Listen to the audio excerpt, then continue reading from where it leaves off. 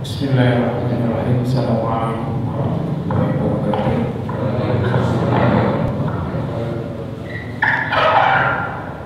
Alhamdulillah wa syukurillah wa la hawla wa la quwwata illa billah.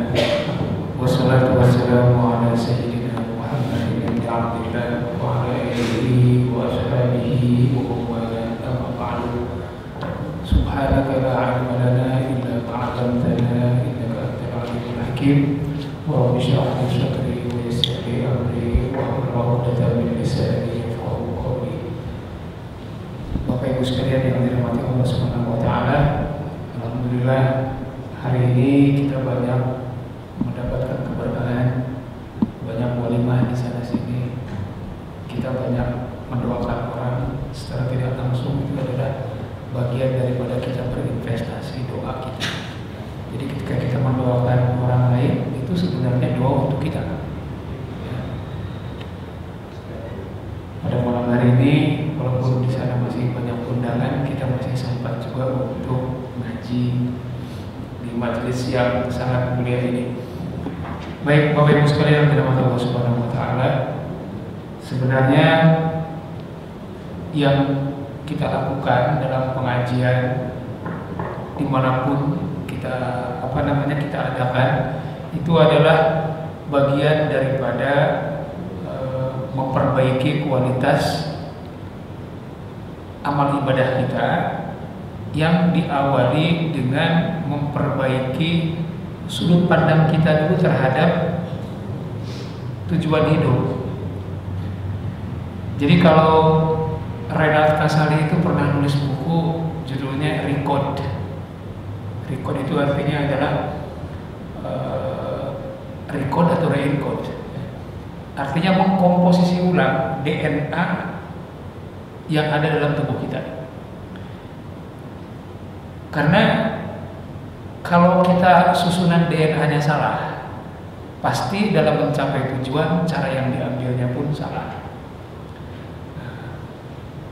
Kalau dengan bahasa yang sekarang diusung sama Jokowi, itu revolusi mental. Nah, jadi revolusi mental itu adalah bagian daripada kita merubah susunan DNA kita sebagai orang Indonesia supaya menjadi masyarakat yang lebih baik.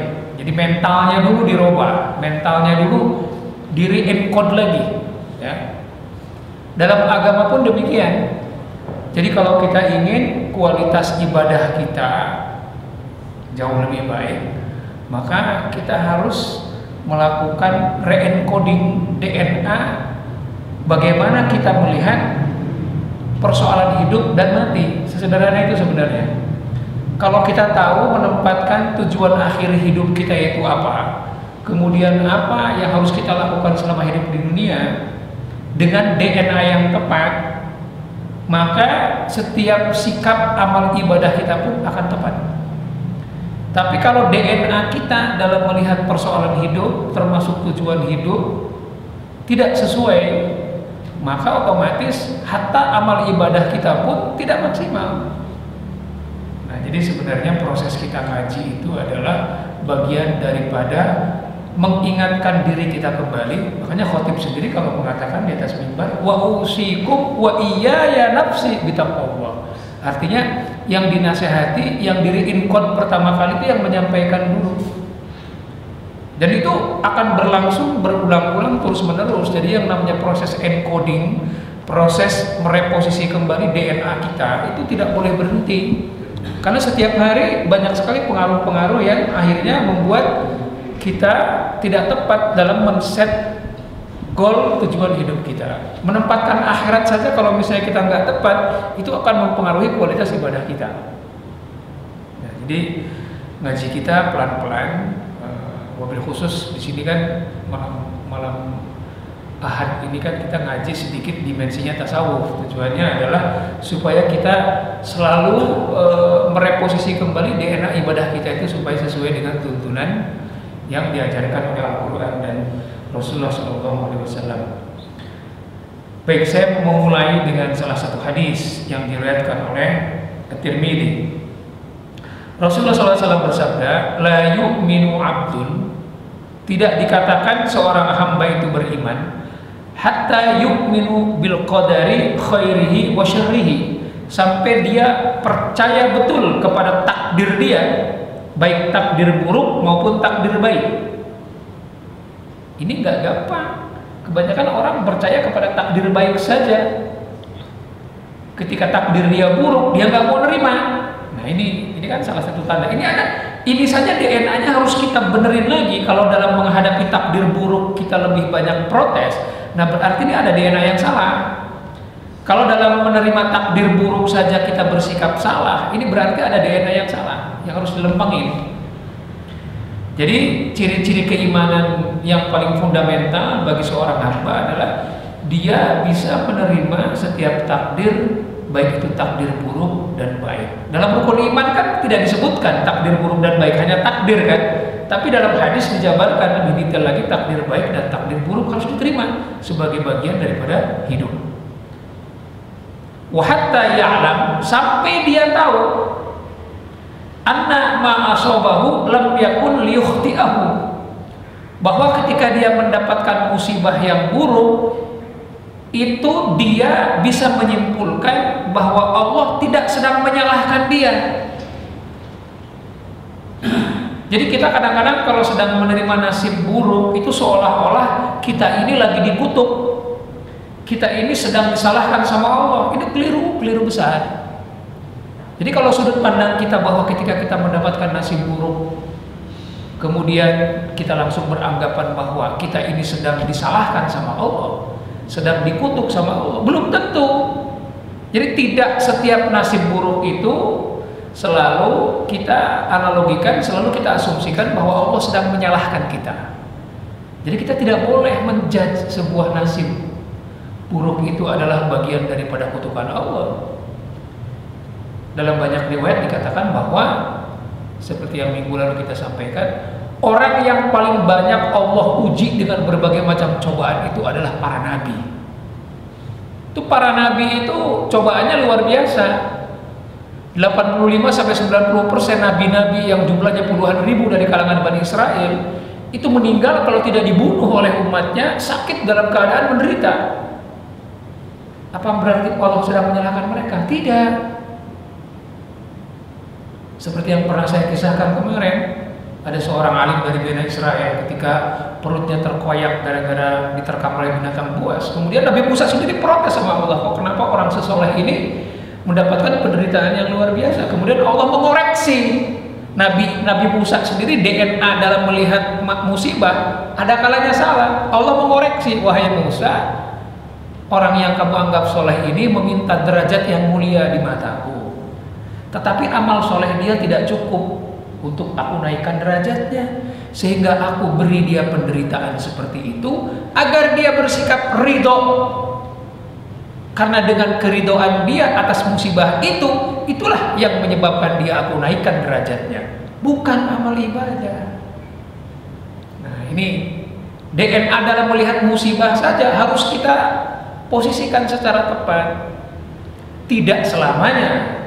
Kadang-kadang kita suka tergoda untuk bersikap apatis dan frustasi sama Allah. Saya sudah tahajudnya wakal, wiridnya wakal. Bapak ngerti wakal ya? Wakal tuh maksudnya rajin gitu ya. Kalau orang Bandung bilang wakal, Agib bilang tuh wakal, rajin. Tapi kok kenapa musibah datang terus-menerus? Jangan salah. Para nabi Allah itu musibahnya nggak cuman ditahan rezekinya doang, nggak cuman kalah tender doang, nggak cuma dipensiunkan secara dini doang, nggak perusahaannya bangkrut kemudian di PHK, bukan begitu. Nabi Ayub itu kurang apa menderitanya? Apa kurang amal soleh dia? Tidak. Nah, jadi itu. Jadi DNA sudut pandang kita dalam melihat persoalan musibah pun sebenarnya itu ikut mempengaruhi kualitas ibadah kita. Wa anna ma akhta'ahu lam yakun liyusibahu. Dan ketika Allah menyalahkan sebuah amal perbuatan kita, belum tentu itu tujuannya adalah untuk membuat kita menderita. Jadi ketika Allah menyalahkan perbuatan kita adalah untuk memperbaiki kita. Idza ahabballahu bi'abdihi khairan yufaqihuhu fid din wa yubassiruhu bi'uyubi nafsihi. Jika Allah menginginkan seorang hambanya itu untuk mendapatkan kebaikan, maka Allah akan memudahkan dia dalam memahami ilmu agama, dan Allah akan tampakkan keburukan-keburukan, tabiat-tabiat buruk dia. Jadi ketika kita merasa kok yang ada saya ini salah mulu, bukan berarti Allah itu sedang menimpakan musibah kepada kita, tidak. Jadi Allah itu, ini berulang-ulang saya sampaikan, Allah itu memberikan kita musibah, balaun ba'da balain. Wah, itu dahsyat itu. Balaun ba'da balain itu artinya antara satu bala dengan bala yang lain itu nyambung, Pak, nggak pernah berhenti. Sekarang diberi bala dalam urusan karir, dalam urusan rezeki, pulih. Urusan rezeki sudah pulih, penyakit sudah pulih. Urusan rumah tangga sudah pulih, urusan anak selesai, urusan tetangga terus. Jadi Allah itu kalau menimpakan bala itu nggak pernah berhenti. Tujuannya apa? Hatta yamshi 'alal ardi wa laysa 'alaihil khati'ah. Sampai dia itu mampu berjalan di atas dunia tanpa melakukan satu kesalahan sedikit pun. Nah, jadi hidup itu sebenarnya adalah bagian daripada riyadhah. Riyadhah itu latihan, Pak, exercise. Jadi kalau kita mau jadi pendekar, latihannya harus banyak. Jadi kalau kita ingin menjadi seorang yang ahli dalam bela diri, ya latihannya harus lebih banyak daripada orang biasa, kan? Seorang pendekar, dia bisa mendeteksi kekuatan musuh. Dia bisa tahu musuh akan memukul di bagian mana.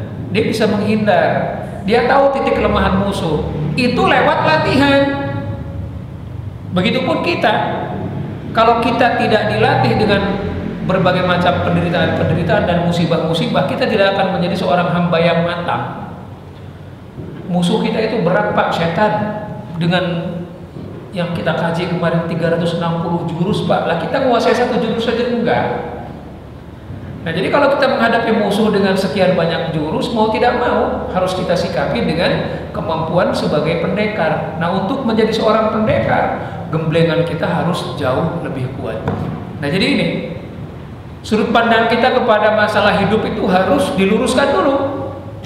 Kalau sudah lempeng, bagaimana kita melihat persoalan hidup, bagaimana kita men-set goal terakhir adalah tujuannya untuk kebahagiaan akhirat, bukan kebahagiaan dunia, maka dalam melihat dunia kita ini akan berbeda. Dunia ini hanya merupakan sebuah jembatan saja untuk menuju kehidupan yang sebenarnya di akhirat. Ini kan kita paham, guru agama kita sejak kecil pun ngajarin begitu. Tapi faktanya dalam menjalani hidup nggak semudah itu. Kita banyak berhenti di terminal dunia, kan, seolah-olah dunia itu adalah tujuan akhir hidup kita, kan. Jadi kalau kita men-set tujuan terakhir kita di Surabaya, kadang-kadang kota yang dilalui itu banyak menggoda, Pak. Kita akhirnya bisa merubah tujuan hidup kita, nggak perlu ke Surabaya, di Jogja aja udah asik. Udah akhirnya nggak sampai ke Surabaya, ngendonnya di Jogja karena asik, malah kadang-kadang belok. Nah, hidup itu seperti itu. Maka untuk mengingatkan kita bahwa ingat tujuan kita adalah ke Surabaya, ya sudah, kemana-mana kita jangan sampai melepaskan peta. Nah, jadi yang namanya peta hidup itulah yang namanya Al-Quran, hadis, ajaran agama, jangan sampai lepas sebagai pegangan. Kalau itu dilepaskan, sudah, kita melenceng ke sana kemari nggak keruan. Artinya apa? DNA dalam tubuh kita dalam melihat persoalan hidup sudah berubah. Tujuan hidup kita sudah berubah. Mau tidak mau, kalaupun toh kita ibadah kita pun nanti kualitasnya akan berbeda. Baik, di sini saya akan ada salah satu contoh peristiwa. Ada seorang sufi namanya Asy-Syibili. Su'ila Asy-Syibili ba'da mautihi an halihi fil manam. Jadi suatu saat Syibili ini seorang sufi, dia wafat. Bukan suatu saat dia wafat, ceritanya dia adalah wafat. Kemudian suatu saat dia dimimpikan atau datang lewat mimpi kepada salah seorang sahabatnya. Dia menceritakan kepada sahabatnya bagaimana pengalaman dia ketika bertemu dengan Allah. Sehingga tercatat dalam riwayat. Di sini dikatakan su'ila Syibili ba'da mautihi an halihi fil manam faqala. Kemudian Syibili menceritakan kepada sahabatnya itu, Qala Allahu li ya Abu Bakrin atadri bima ghafartu laka. Allah bertanya kepada Syibli, wahai Abu Bakar. Abu Bakar itu panggilan dia. Apakah engkau tahu dengan alasan apa aku mengampuni dosa kamu? Ini kata Allah kepada Syibli. Kemudian dia menjawab, qultu bisolihi amali. Dia menjawab, atau aku menjawab dengan amal solehmu. Qala la. Allah mengatakan tidak. Amal solehmu tidak menjadikan alasanku untuk mengampuni dosamu. Qultu bi ikhlasi ubudiyati. Dengan ikhlasnya ibadahku. Qala la. Allah bilang tidak. Ikhlasmu dalam beribadah tidak mampu untuk mendorong aku untuk mengampuni dosamu. Ini kata Allah. Qultu bihaji wa shaumi wa sholati. Dengan hajiku, dengan puasaku dan sholatku. Allah mengatakan tidak. Sholatmu, hajimu, puasamu tidak menyebabkan aku mengampuni kamu. Qultu bihijrati lis-sholihin wa li talabil ilmi. Kalau begitu dengan hijrahnya aku untuk berkumpul dengan orang-orang yang soleh dan belajar ilmu. Qala la. Tidak juga. Jadi bayangkan amal soleh, puasa, haji, berkumpul dengan orang-orang yang soleh, kemudian mencari ilmu, tidak. Kemudian akhirnya frustasi. Qultu ilahi fabima. Ya Allah, Tuhanku, kalau gitu dengan apa engkau mengampuni aku? Faqala ta'ala, kemudian Allah Subhanahu wa taala berfirman, atatadzakkar hina kunta tamshi fi darbi Baghdad fawajadta hirratan saghiratan qad ad'afaha al-bard wa hiya tanzawi min shiddatiha fa akhadtaha rahmatan laha wa adkhaltaha fi farwin kana 'alaika wiqayatan laha faqultu na'am. Kemudian Allah mengatakan begini, apakah engkau ingat ketika di suatu malam di musim dingin yang sangat dingin di sebuah jalan di kota Baghdad, kamu menemukan seekor kucing yang hampir mati kedinginan. Kemudian engkau ambil kucing itu, kemudian engkau bersihkan, engkau lindungi dengan kain yang kamu punya, engkau masukkan ke dalam kandang yang hangat. Kemudian Syibli mengatakan, nah, aku ingat aku pernah melakukan itu. Faqala ta'ala birahmatika litilkal hirrah rahimtuka. Dengan kasih sayangmu kepada kucing itu, itulah yang menyebabkan aku mengasihimu dan aku mengampuni dosamu. Jadi ini urusan gaib. Orang ketika dia sampai menolong kucing seperti itu, Pak, jangankan manusia, kalau sudah kucing saja ditolong, apalagi manusia. Ini adalah merupakan pengejawantahan daripada hadis Rasulullah SAW, di mana beliau mengatakan khairukum anfa'ukum linnas. Sebaik-baiknya engkau adalah ketika engkau memberikan sebanyak mungkin manfaat kepada seluruh manusia. Ukurannya adalah kalau kucing saja sudah digituin, apalagi manusia. Jadi ternyata ukuran amal ibadah kita diterima sama Allah itu diukur dengan sebaik apa kita dengan manusia. Hati kita dengan manusia seperti apa. Ini kucing ini hanya merupakan ukuran. Dalam kisah yang lain kan kita sering dengar seorang pelacur bisa masuk surga hanya gara-gara memberi minum kepada seekor anjing, kan begitu. Jadi benar-benar yang namanya hati, Pak, yang menggerakkan kita melakukan amal soleh walaupun kecil, itu sebenarnya yang bisa menyebabkan kita untuk dimasukkan ke dalam kategori orang-orang yang soleh dan layak mendapatkan surganya Allah Subhanahu wa taala. Kita juga mendengarkan kisah ketika seorang yang membunuh 99 orang, 100 orang hanya untuk mencari orang yang bisa membimbing dia taubat. Ketika dia mati hanya dengan jarak sejengkal dia masuk surga. Karena apa? Dia punya hati niat untuk berubah menjadi orang baik. Nah, ini kisah-kisah seperti ini kan dikisahkan kembali sebenarnya adalah untuk membantu kita merekrut ya, menyusun kembali DNA kita dalam memandang persoalan hidup. Jadi yang namanya ibadah itu tidak diukur dengan urusan sholat, dengan urusan syariat saja. Tapi di sana ada yang lebih penting, yaitu ibadah mampu mengajari kita memiliki akhlak yang seperti apa. Jadi apa? Orientasinya adalah akhlak. Itu sebenarnya. Kemudian dalam makalah yang lain, Asy-Syibili mengatakan, "Lau dzuktum halawatal waslah la'araftum mararatal qati'ah." Ini juga merupakan sebuah takbir, statement yang luar biasa. Kalau engkau sudah merasakan nikmatnya berwasilah dengan Allah, sudah merasakan nikmatnya memiliki ketergantungan kepada Allah, la'araftum mararatal qati'ah, maka engkau akan mengetahui bagaimana pahitnya ketika engkau terputus dengan ketergantungan kepada Allah. Nah, kalau misalnya kita sekarang melihat agama sudah menjadi beban, kemudian melihat kewajiban agama ketika lepas menganggap kita menjadi ringan, nah ini ada DNA yang salah juga. Contoh yang sepele aja, Pak. Kita kadang-kadang di mulut mengatakan, ya Allah, bulan puasa udah kelar, enak banget ya. Di mulut kita ngomong gitu. Apa hati kita mengatakan, waduh kangen banget pengen puasa terus. Malah yang ada, alhamdulillah akhirnya lebaran, kelar juga puasa. Nah, ketika orang sudah melihat ibadah itu adalah bagian dari beban, ini berarti kan terbalik dengan statement ini.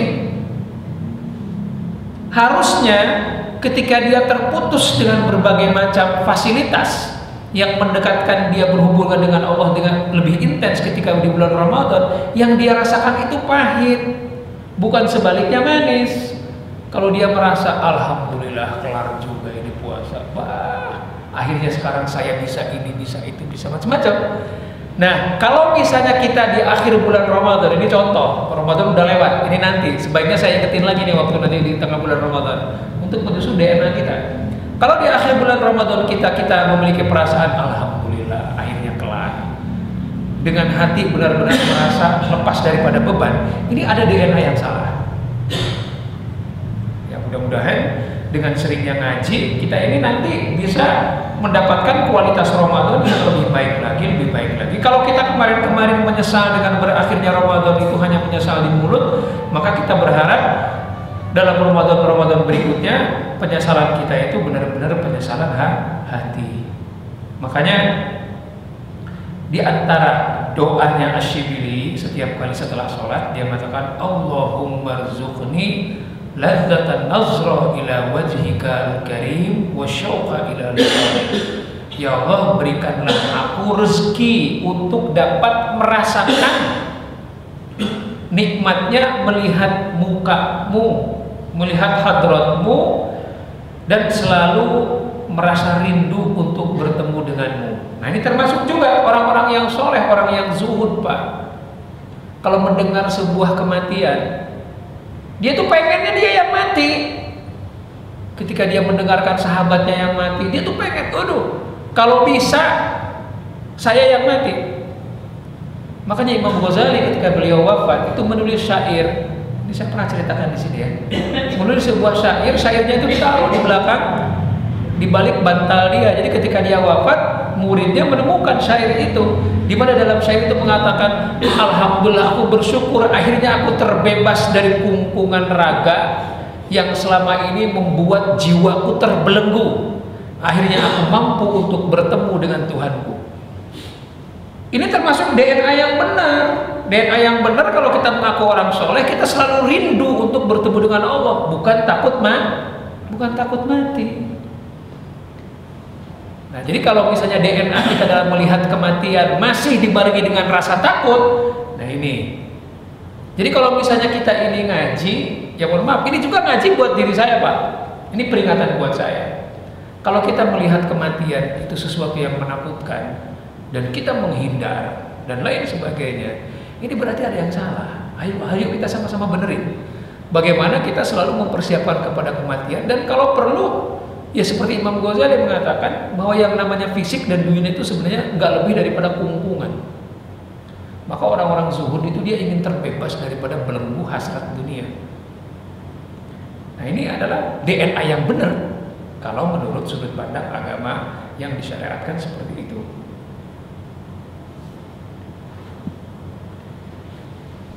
Kemudian dalam makalah yang lain, ini saya mengutip dari kata-kata Asy-Syibili, "Idza aradta an tastanis billah." Kalau engkau ingin mendapat atau ingin memohon belas kasihan dan sikap kasih sayang Allah kepada kita, fastauhish min nafsik, maka engkau harus bersikap kejam kepada dirimu. Nafsu di sini artinya adalah nafsu nafsu untuk berbuat buruk. Kadang-kadang kita lebih sering berbelas kasihan kepada nafsu kita. Ya. Ini dongeng. Tak jangan ini edit aja kalau mau ini dongeng. Semalam Pak, karena di beberapa kalangan mereka kan nggak tahu kalau saya ini guru ngaji. Di lingkungan teman kerja saya nggak semuanya tahu kalau saya guru ngaji. Semalam di Blok M makan sate, gitu kan. Makan sate ini Pak, sateku itu kan enak banget, empuk. Teman saya bawa wine, nah, dia buka wine, naruh gelas tuh 5 biji, plak. Saya bilang, wah ini jahiliyah muncul lagi kan. Terus saya enggak, ini dikit aja nih, manis kok, enak banget. Ini persoalannya dia nggak tahu kalau saya guru ngaji. Taunya dia itu saya satu profesi dengan mereka. Waduh, ini kadang-kadang saya pikir salah juga, saya nggak ngasih tahu kalau saya ini guru ngaji kan. Jadi saya juga nggak bisa menyalahkan dia. Dan itu juga bukan forum dakwah saya, itu nyari kerja di situ saya dengan mereka. Taruhin wine sampai jam 10 ya, kita ngobrol kerjaan. Cuman karena dia kebiasaannya buka botol kayak begitu, ya begitulah. Akhirnya di situ Pak, benar-benar istilahnya, waduh, dia marah, tersinggung juga ketika saya tolak. Tapi ketersinggungan dia memang bagian daripada kesalahan saya juga, karena saya nggak memberitahu saya itu siapa. Udah lama Pak, kenalnya udah tahunan, cuma dia nggak tahu kalau saya punya kegiatan ngajar ngaji gitu. Jadi itu cerita saja. Fastauhish an nafsi, maka di situ saya harus bersikap kejam kepada diri saya, sedikit pun tidak boleh. Untuk apa saya ngaji mengatakan qaliluhu wa kathiruhu haram, sedikit banyaknya haram? Gak apa-apa nih, dikit lu cicipin aja di dalam. Wah, iblis ini masuk ke dalam diri orang ini nih, dikit aja, cuman ngerasain itu manis. Saya yakin kalau saya netes kesini pun gak bakalan mabok gitu kan. Tapi saya mengatakan qaliluhu wa kathiruhu haram. Enggak, ini udah kita ngobrol aja dah. Makan kambing aja udah bikin pening, apalagi ditambah beginian, saya bilang. Nah ini fastauhish an nafsi, kita harus bersikap kejam sama diri sendiri. Kadang-kadang godaan-godaan seperti itu Pak, bentuknya bukan seperti itu, apalagi godaan uang ini yang paling gampang. Kita di rumah lagi butuh, anak kita lagi butuh, istri kita lagi butuh. Kok ada orang yang ngajak kerjasama untuk urusan-urusan yang nggak syar'i dalam urusan uang? Maka jangan mengasihani diri kalau sudah begitu. Fastauhish an nafsi, kita harus bersikap kejam kepada diri sendiri kalau kita ingin mendapatkan kelemah lembutan dari Allah. Jadi kebalikan, kalau kita ingin mendapatkan kelemah lembutan dari Allah, kita harus kejam kepada nafsu kita. Tapi sebaliknya, kalau kita lemah lembut kepada nafsu, diikutin terus, kita sebaliknya akan mendapatkan sikap kejam dari Allah. Tinggal dibalik.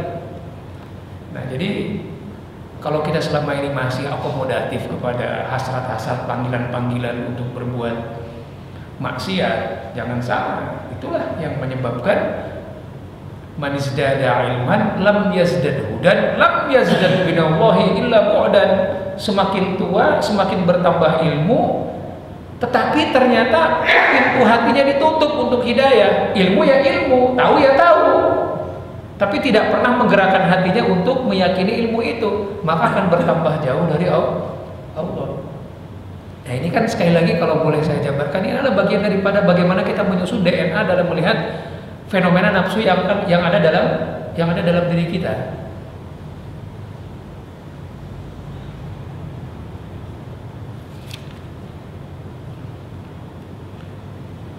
Dalam hadis yang lain Rasulullah SAW bersabda, yang diriwayatkan oleh Ad-Dailami, tarkud dunya asarrun minas sabri. Sebenarnya meninggalkan syahwat dunia, meninggalkan godaan dunia itu jauh lebih pahit daripada sikap sabar. Jadi terus terang memang benar Pak, menahan godaan hasrat syahwat dunia itu jauh lebih perih daripada sikap sabar. Lebih menyulitkan. Coba Bapak misalnya katakanlah ada tawaran untuk makan uang gak halal. Itu beratnya minta ampun. Untuk menahan godaan seperti itu beratnya minta ampun. Tarkud dunya asar minas sabri. Bahwa meninggalkan dunia itu, meninggalkan urusan dunia dan syahwat dunia itu jauh lebih berat daripada bersikap sabar. Wa asyaddun min hatmis suyuf fi sabilillah. Dan lebih berat daripada mengangkat pedang, menghunuskan pedang untuk berperang di jalan Allah. Jadi jangan salah, untuk menahan hasrat dunia itu memerlukan energi yang berat sekali, jauh melebihi sikap sabar dan jauh melebihi sulitnya kita mengangkat pedang untuk berperang di jalan Allah. Wala yatrukuha ahadun illa a'tahu Allahu mithla ma yu'ti asy-syuhada. Dan kalau kita mampu meninggalkan syahwat dunia, maka Allah akan memberikan kita pahala setimpal dengan pahala orang-orang yang berjihad dan mati di jalan Allah dengan pedangnya. Ini kan iming-iming Pak. Jadi jangan dianggap sepele. Kalau kita mampu melawan syahwat dunia kita dan kita berhasil, kita mampu menghalau itu ganjarannya sama dengan ganjaran orang yang mati di jalan Allah dengan pedangnya. Itu saking tingginya derajat orang-orang yang bisa mengalahkan hawa nafsu. Makanya nggak berlebihan ketika habis pulang dari perang Badar di tengah bulan Ramadan, Rasulullah mengatakan raja'na minal jihadil asghar ila jihadil akbar. Jadi yang namanya perang dengan pedang itu adalah jihad kecil, dan kita sekarang menghadapi jihad besar, yaitu apa? Jihadul hawa. Nah, kalau kita menganggap bahwa ada musuh yang lebih berat daripada hawa nafsu kita, salah. Nah, ini kembali DNA lagi nih. Persoalannya kalau kita mendapatkan berbagai macam persoalan, kita lebih sering menyalahkan orang kan Pak? Betul kan? Kalau kita mendapatkan sebuah situasi yang buruk itu kan kita menyalahkan orang. Habis si anu, habis si ini, habis si itu, habis si ini. Padahal mungkin di antara sebagian banyak, di antara sebagian sebab turunnya bala itu adalah akibat daripada kesalahan kita sendiri. Di mana kesalahannya itu adalah kita nggak bisa menahan godaan. Nah, tapi kalau kita mampu menahan godaan, yaitu tadi Allah akan memberikan ganjaran yang nilainya sama dengan orang yang mati di jalan Allah dengan pedangnya. Wa tarkuha qillatul aqli wasyab'i wa bughdu tsana minan nas. Fa innahu man ahabba tsana minan nas ahabba dunya wa na'imaha. Nah, sekarang tipsnya bagaimana supaya kita mampu menahan godaan syahwat dunia? Tipsnya adalah qillatul aqli wasyab'i, yaitu dengan mensedikitkan makan dan kenyang. Artinya berpuasa. Jadi puasa itu merupakan salah satu cara yang paling efektif untuk melatih kita dalam menghadapi serangan hawa nafsu yang muncul dari dalam diri kita sendiri. Kemudian selain berpuasa atau mensedikitkan makan dan rasa kenyang, bughdus tsana minan nas, yaitu kita meninggalkan jauh-jauh hasrat untuk dipuji oleh manusia. Jadi nggak cukup dengan puasa aja. Betapa banyak di antara kita ini, apapun yang kita lakukan, hatta dalam urusan ibadah pun, terkadang kita ini masih ingin dipuji, masih ingin disebut. Kalau dalam sebuah majelis pengajian kita pengennya di depan, harus di kursi sofa, gitu kan? Ya mohon maaf, kadang-kadang kita sendiri sebagai panitia kan suka barisan kedua ke belakang, di bawah panggung ada sofa empuk, yang kanan kirinya kursi biasa. Ketika ada ketua RT, ketua RW, kok nggak didudukin di sofa, di apa namanya, di kursi biasa, yang di sofa Pak Camat, Pak Wali Kota. Kemudian, nah kadang-kadang di situ merupakan sebuah godaan juga. Dengan menjauhkan hasrat untuk dipuji sama manusia, itu adalah bagian daripada kita untuk melatih diri melawan hawa nafsu. Fa innahu man ahabba tsana minan nas ahabba dunya wa na'imaha. Karena barang siapa yang hasrat ingin dipuji oleh manusianya itu besar, maka dia sesungguhnya sudah menjadi pecinta dunia. Jadi entry, pintu masuk hubbud dunia itu adalah ingin dipuji oleh orang banyak. Pintu masuknya di situ. Padahal dikatakan bahwa hubbud dunya raqsu kulli khati'ah. Bahwa cinta kepada dunia itu adalah pangkal berbagai macam dosa dan kesalahan manusia, itu dari situ. Jadi hubbud dunia ini merupakan pangkal asal muasalnya berbagai macam sumber dosa, itu hubbud dunia. Dan entry masuknya hubbud dunia itu adalah athana minan nas, pujian dari manusia. Nah, ini gak gampang untuk menyusun DNA kita dalam urusan hidup dan dalam urusan ibadah, bukan untuk tujuan supaya orang senang kepada kita, nggak mudah. Kalau kita sudah mampu untuk menahan itu semua dan menjadikan itu bagian daripada DNA dalam kita melihat sudut pandang hidup, insya Allah kualitas ibadah kita pun pasti akan lebih baik. Wa man sarrahun na'im kullun na'im falyada'id dunya wa tsana minan nas. Jadi barang siapa yang ingin supaya dia tidak terjerat dengan yang namanya hubbud dunia, maka dia harus meninggalkan hasrat untuk dipuji oleh orang banyak itu. Kemudian Rasulullah SAW juga dalam hadis yang diriwayatkan oleh Ibnu Majah, beliau bersabda, "Man kanat niyyatuhu al-akhirah, jama'allahu syamlahu wa ja'ala ghinahu fi qalbihi." Barang siapa yang niat dalam segala sesuatu urusannya adalah akhirat dan lillahi ta'ala, hanya karena Allah, maka Allah akan memberikan kekayaan dalam batinnya, dalam hatinya. Itu yang namanya kekayaan batin.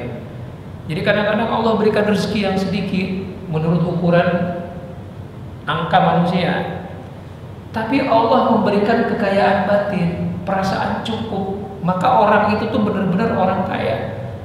Tapi karena dia mintanya angka yang banyak, tidak meminta kepuasan. Kadang-kadang kita dalam berdoa itu kan yang kita sebut angka, Pak. Ya Allah, berikan ini, berikan ini, berikan ini, berikan ini. Tapi kita lupa Allahumma qanni'ni. Nah itu, kita lupa meminta itu. Ya Allah, berikanlah aku rasa puas. Yang terpenting sebenarnya itu. Ya Allah, berikanlah aku rasa puas dengan apapun yang Kau berikan. Tapi karena yang kita sebut selalu angka, Allah kasih angka terus. Berapa sampai yang minta, berapa M, berapa ember, dikasih terus. Tapi karena kita nggak minta yang namanya rasa puas, ya Allah nggak ngasih rasa puas. Sebanyak apapun angka yang Allah berikan, tidak pernah memuaskan hatinya. Tapi bagaimana? Tapi kalau misalnya kita meniatkan dalam amal perbuatan kita itu lillahi ta'ala dan untuk tujuan akhirat, maka yang namanya angka tidak penting. Tapi Allah akan memberikan rasa kaya di dalam batin. Dan yang namanya kekayaan batin itu luar biasa, sangat luar biasa. Kemudian dalam hadisnya dilanjutkan, wa atathu dunya raghimatan, wa atathu dunya raghimatan, dan dia akan melihat dunia itu benar-benar kecil di mata dia, karena bagi dia kekayaan batin sudah cukup. Wa man kanat niyyatuhu dunya, dan barang siapa yang niatnya dalam segala sesuatu itu dunia, apalagi urusan dunia, kebanyakan niatnya juga dunia. Tapi enggak sedikit, Pak, orang yang ada di ladang akhirat tapi niatnya dunia. Banyak, ya, saya rasa nggak perlu kita sebutin deh. Banyak orang yang atribut luarnya itu seolah-olah dia berjuang untuk agama, tapi ternyata dalam hatinya tujuannya dunia. Ambisi dunianya lebih kuat daripada ambisi akhiratnya. Dia hanya memanfaatkan saja pesona akhiratnya hanya untuk kebahagiaan dunia dia. Nah, wa man kanat niyyatuhu dunya farraqallahu alaihi amrahu wa ja'ala faqrahu baina ainaihi. Maka Allah akan berikan apa yang dia minta di dunia itu. Wa ja'ala faqrahu baina ainaihi. Tapi Allah akan memberikan juga kefakiran di depan matanya. Walam ya'tihi minad dunya illa ma kutiba lahu. Dan Allah tidak akan memberikan kepada dia dunia kecuali apa yang sudah ditakdirkan untuk dia. Ya karena dia mintanya dunia, Allah kasih dunia. Tapi karena dia tidak minta yang namanya kepuasan, tidak minta yang namanya kekayaan batin, makanya Allah mengatakan wa ja'ala faqrahu baina ainaihi. Allah menjadikan rasa fakirnya itu di depan matanya. Kurang terus. Pala jadi kaki, kaki jadi pala. Malam jadi siang, siang jadi malam. Waktu kalau bisa 24 jam ditambah lagi, kalau bisa 36 jam sehari. Allah kasih 36 jam sehari, tetap aja ngerasa kurang. Tetap aja karirnya dianggap nggak bisa naik. Jadi jangan lupa dalam berdoa, apapun yang kita minta boleh, tapi akhiri doa kita itu Allahumma qannini wa raddini. Ya Allah, jadikanlah aku ini orang yang qani, yang puas dengan apa yang Kau berikan dan yang ridho. Karena sebenarnya akhir daripada yang kita minta itu Pak, itu kita jarang ingat Pak. Ya Allah, masukkanlah aku ke dalam orang-orang yang ridho kepada setiap takdir-Mu. Jadikanlah aku ini orang-orang yang qanaah, yang qani atau yang puas kepada takdir-Mu. Ini jarang. Karena apa? Sikap ridho dengan sikap qanaah itu produk batin Pak. Tapi karena kita ini manusia, segala sesuatu mengkalkulasikan secara materi, yang kita minta materi terus. Minimal yang kita minta kesehatan. Tuh. Yang namanya kesehatan itu kan sesuatu yang intangible, yang tidak teraba kan. Nah, inilah sebenarnya jeleknya kalau kita ini banyak dikuasai oleh hasrat dunia, mengukur segala sesuatu itu dari bentuk fisik.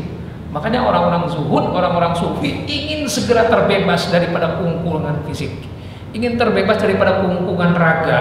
Karena apa? Yang namanya raga itu selalu mendorong-dorong kita untuk dipenuhi hasrat dunianya.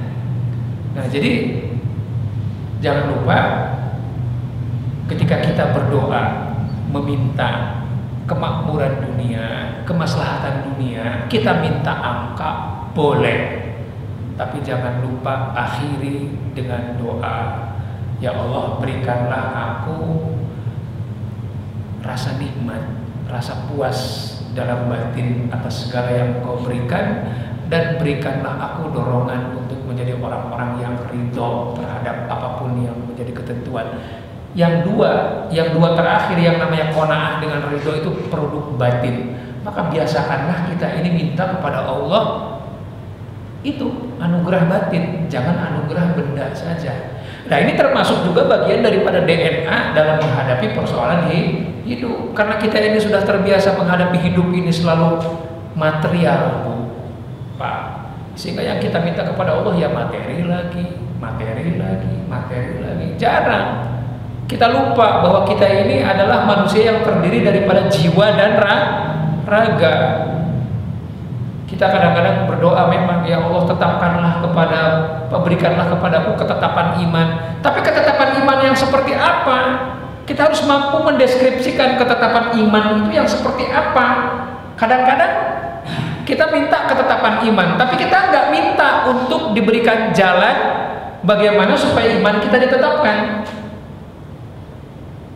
Maka sebaik-baiknya orang yang beriman itu adalah orang yang ridho. Nah, keridhoan itu jarang kita minta. Jangankan ridho, Pak. Nabi Sulaiman itu bersikap syukur saja masih minta bimbingan kok.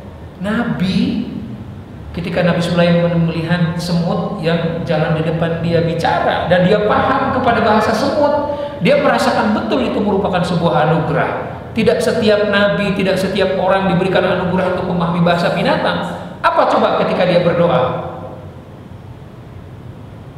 Allahumma auzi'ana. Rabbana ya. Rabbi auzi'ni an ashkura ni'mataka allati an'amta alayya wa ala walidayya wa an a'mala shalihan tarda wa adkhilni bi rahmatika fi ibadika shalihin. Ya Allah, doronglah aku untuk selalu menjadi hamba-Mu yang mensyukuri nikmat-Mu. Sebagai seorang nabi saja takut untuk tidak bisa bersyukur. Jadi wajar kalau kita ini kadang-kadang suka susah untuk bersyukur, susah bersikap sabar, apalagi susah untuk bersikap ridho. Maka jangan lupa, ini sebagai penutup daripada kajian ini, apapun yang kita minta kepada Allah, sebanyak apapun yang minta kepada Allah, Allah tidak melarang kita minta dunia dengan seisinya pun tidak minta. Tapi jangan lupa, yang Allah berikan belum tentu seperti yang kita inginkan. Nah, ketika kita menghadapi yang Allah berikan tidak seperti yang kita inginkan, tapi karena kita sudah minta kepada Allah untuk menjadi orang-orang yang puas, orang-orang yang ridho, insya Allah ini yang bisa menyelamatkan kita dalam melihat persoalan hidup. Yang mau tidak mau ini pun akan bisa menjadikan kualitas ibadah kita menjadi lebih baik lagi. Masih ada? Masih lanjut? Ada yang bertanya? Boleh Pak. Assalamualaikum warahmatullahi wabarakatuh. Kalau jelas pada saya tanyakan masalah pilihan tadi ya Ustaz. Bagaimana kita bisa bersikap zuhud sedemikian rupa? Di situ kita mengharapkan keridhaan. Tetapi justru rahmat Allah itu datang dengan amaliyah. Jadi hubungan kita hablum minan nas yang berhubungan dengan sikap kita terhadap hablum minan nas sebenarnya mendatangkan rahmat. Kira-kira pilihan kita itu yang harus yang bagaimana? Seperti tadi antum menceritakan bagaimana seorang pelacur dia melakukan segala sesuatu, tapi dia dengan melakukan amalan memberikan kasih sayang pada seekor anjing, tapi justru rahmat itu datang tiba-tiba, kan seperti itu. Tapi juga begitu juga antum menyatakan bagaimana kita senantiasa mengharapkan keridhaan Allah dengan cara-cara yang berbeda.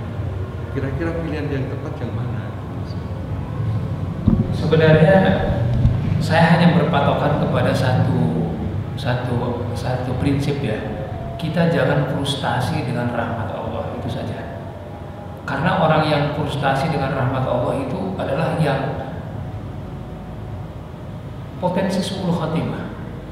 Orang yang berpotensi su'ul khatimah itu adalah orang yang frustasi bahwa Allah akan membimbing dia. Makanya yang namanya setiap hari, setiap detik, setiap menit itu kita harus berhusnuzon sama Allah, bahwa Allah itu pasti akan membimbing, Allah akan memberikan kita yang terbaik, Allah akan memberikan hidayah. Karena sekali saja kita bersikap qanat, qaf nun ta, itu artinya sikap berputus asa kepada rahmat Allah, itu yang nanti akan lebih menjerumuskan kita lebih dalam lagi Pak. Jadi sebenarnya pilihannya terlalu banyak. Kalau Bapak bertanya kepada saya pilihannya harus bagaimana, tapi hanya dengan satu sikap agar kita tidak frustasi, jangan sampai frustasi kepada rahmat Allah, bahwa Allah itu akan melindungi dan membimbing kita kepada jalan yang dikehendakinya. Itu yang bisa menyelamatkan kita Pak. Jangan berusaha aja terus. Jadi kita sebagai manusia tugas kita hanya berusaha semaksimal mungkin dengan diiringi sikap optimis bahwa Allah akan selalu memberikan apa yang kita inginkan, walaupun bentuknya tidak seperti yang kita inginkan, tapi Allah memberikan yang lebih baik lagi dan daripada yang kita minta kadang-kadang. Jadi intinya adalah kita jangan frustasi, itu saja ya. Kita lanjutkan lagi minggu depan insyaallah. Mudah-mudahan mohon maaf.